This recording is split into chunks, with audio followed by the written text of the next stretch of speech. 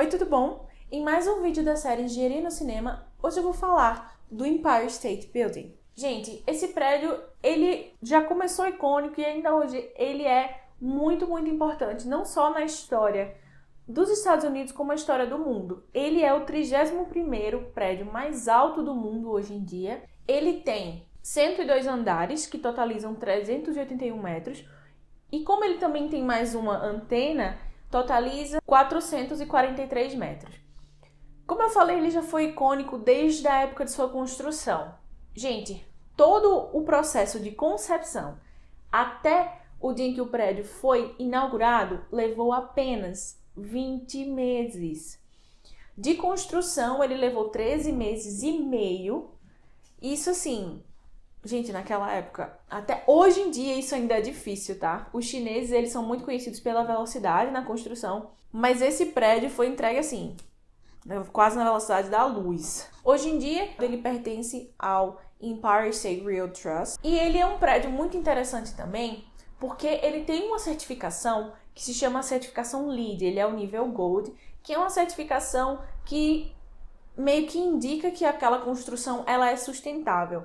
Em 2010, o prédio passou por uma reforma que custou apenas 550 milhões de dólares. E muito da intenção dessa reforma era justamente isso, preparar o prédio para que ele fosse mais sustentável, que ele fosse mais limpo, daí para ele poder receber essa certificação. E ele é o prédio mais alto do mundo a ter essa certificação. A sua construção começou em 1930 e no pico, assim, na época de maior movimentação, contou com 3.400 trabalhadores. Gente, é muita gente. Desses 3.400, dados oficiais mostram que 5 morreram.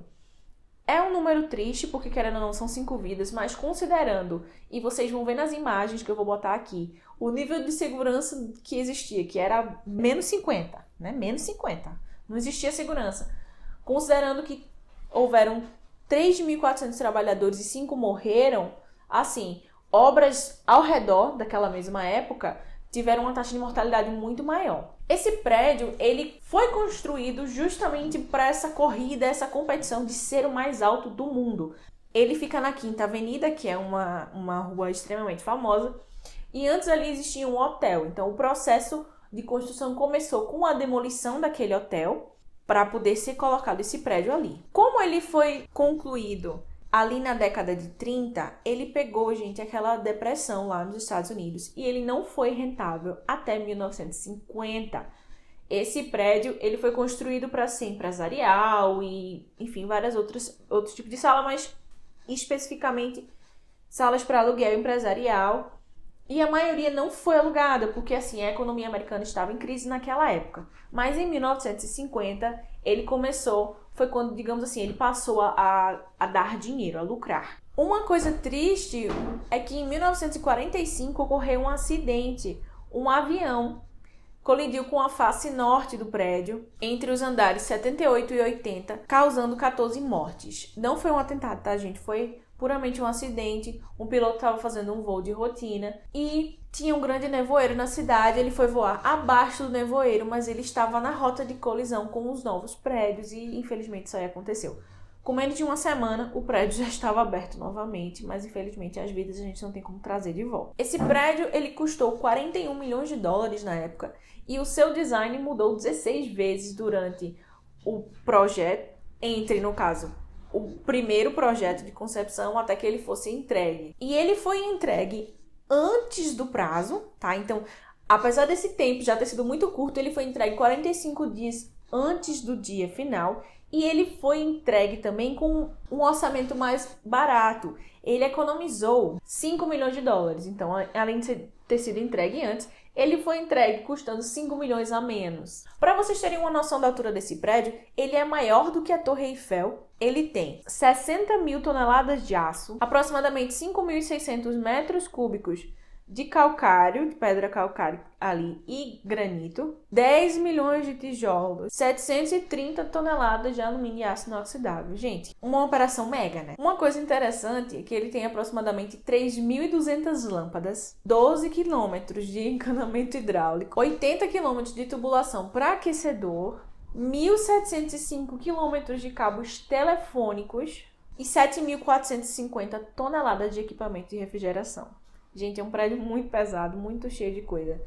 Antes dessa certificação LEED ela ser obtida, a reforma que foi feita visou principalmente a questão da hidráulica, de se mudar as instalações para você reduzir, digamos, o impacto ambiental desse prédio. Outra coisa interessante é que ele foi elaborado para ser meio que um para-raio para aquele lugar. Não é à toa, gente, que ele tem aquela antena tão grande que tem justamente essa função e ele é atingido em média por 100 raios por ano. Então, se você estiver em Nova York e estiver tendo uma tempestade, vá ali para perto do Empire State que você tá, seguro, tá protegido. O projeto desse prédio tem no total 102 plantas, então são muitas plantas, muitas pranchas. E a fundação dele, gente, ela não é profunda. Eu já comentei aqui que a questão da fundação depende muito do solo. E o solo de Manhattan, ele é majoritariamente rochoso. Então, um prédio desse tamanho, a fundação dele tem apenas aproximadamente 17 metros. São 16 metros e pouquinho. E essa fundação de 17 metros tem um total de 210 colunas que sustentam as 365 mil toneladas dessa estrutura. Eu já comentei aqui que a questão da profundidade da fundação depende muito do solo. Em Manhattan, o solo é majoritariamente rochoso. Por exemplo, aqui no Brasil, onde a gente tem um solo mais dessa forma, é em Camboriú. Não é à toa que os maiores prédios do Brasil estão lá. Ele apareceu, gente, em mais de 90 filmes. Ele tem pequenas aparições.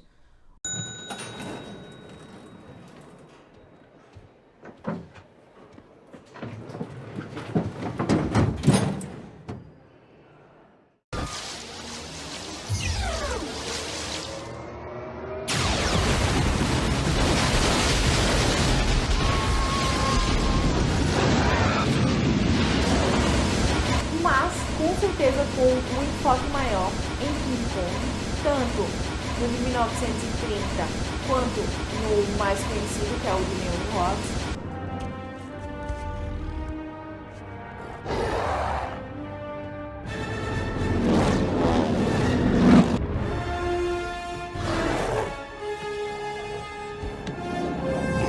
E também no filme Percy Jackson e o Ladrão de Raios, já que no universo do Riordan, o Empire State é a porta para o Olimpo.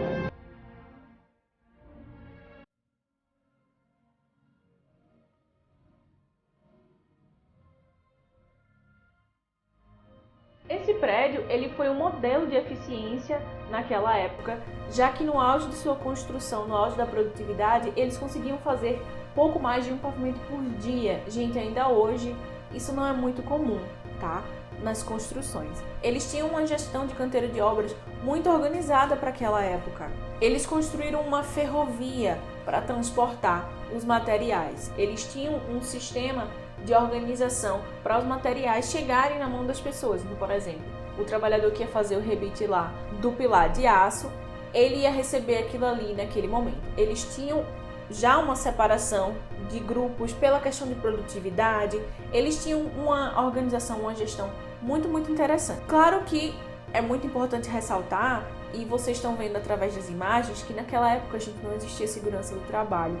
Então a gente vê os trabalhadores a metros e metros acima do chão, sem nenhuma segurança, praticamente sem nenhum EPI, não tem um capacete, não tem um óculos, não tinha nada disso. Naquela época ainda não se preocupava, infelizmente, as pessoas não se preocupavam com a saúde dos trabalhadores. Os trabalhadores que construíram esse prédio foram majoritariamente imigrantes e também teve muita participação dos nativos americanos para poder fazer essa força de 3.400 trabalhadores, como eu comentei. Uma última curiosidade desse filme é com relação aos elevadores. Gente, imagina um prédio de 100 andares, você subir naquele elevador teco-teco, sabe? Você nunca queria chegar lá em cima. E eles já pensaram nisso naquela época. O código de construção, ele limitava uma velocidade X como sendo a máxima para os elevadores. Mas o que foi que os engenheiros fizeram na época? Eles compraram elevadores mais modernos, que chegavam a uma velocidade maior, e começaram a usá-los na velocidade X que o código permitia. Porém, coincidência ou não, no ano seguinte, esse código mudou. E daí, o próximo valor, digamos, adotado, como sendo o permitido para os elevadores, era aquele dos elevadores que eles já haviam comprado. Então eles puderam acelerar os elevadores e também trazer mais um avanço da tecnologia relacionada à construção naquela época. Por hoje eu fico por aqui. Eu quero que você comente qual é a próxima construção que você quer ver nessa série e se você já assistiu algum desses filmes que eu falei por aqui. Então um beijo e até a próxima!